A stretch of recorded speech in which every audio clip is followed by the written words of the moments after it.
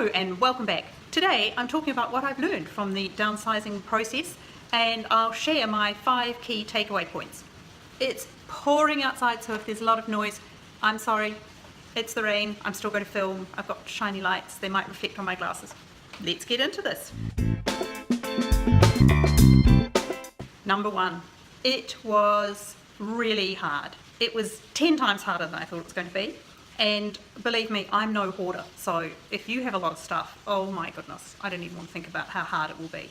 Every cupboard, every shelf, every place you can possibly put something seems to find something. It's like a mutual admiration society. Empty space and stuff, they just go together. Which brings me to number 2.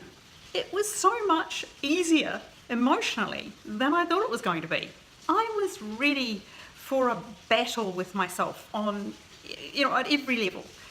So to find out that I could actually fall out of love with things just as quickly as I fell in love with them was great. I really liked knowing that.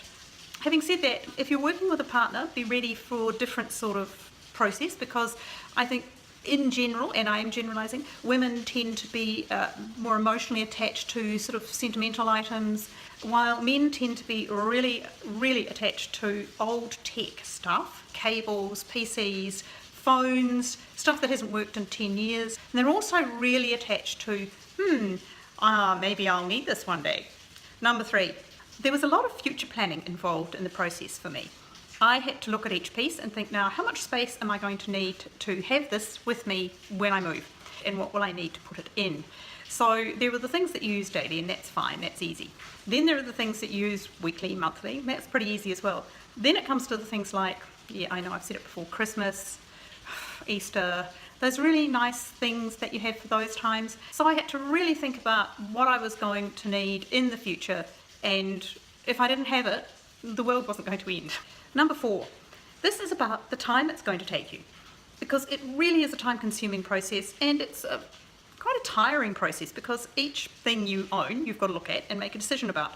And psychologists talk about cognitive load and the fact that decision making is a very tiring process, so the fewer decisions you have to make in life the better, which is why decluttering is such a good thing. I've done it in 3 stages. The first stage was the first sweep through the house, and that was the hardest, I think.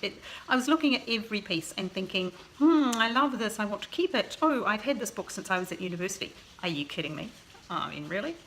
But I gradually sort of warmed up and got through the house, and that was fine. And then the second stage, I'd hit my stride. I was in the rhythm. I was like, meh, it's gone. Nah, don't read it, don't want it, gone.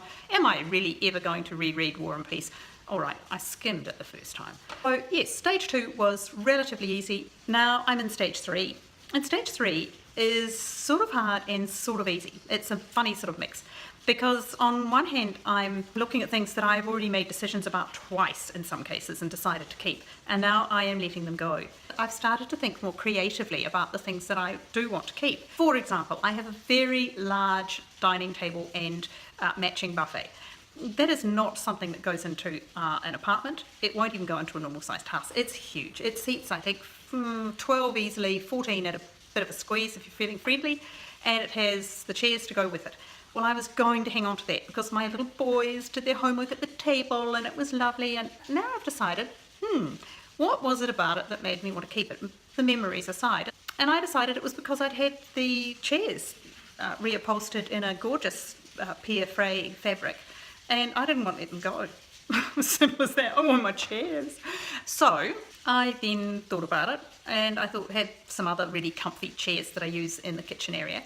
And I decided I'm going to make those chairs plus a couple of others into a nice eclectic mix, and I'm going to reupholster them in the same sheet block pattern, and it's absolutely stunning, and I got it for a steal at a French market. So overall, I think this has been in some ways the biggest learning part for me. Number 5, once you get rid of the stuff, life gets so much easier. It's that decision making thing. You don't have to decide, what am I going to use? What am I going to do with it? Where is it going to go? Fewer items I have, the better. I'm really enjoying it, and I'm reminded of a haiku I heard years ago by a Japanese poet of the 17th century, I think, and it goes something like, "My barn burned down, now I can see the moon."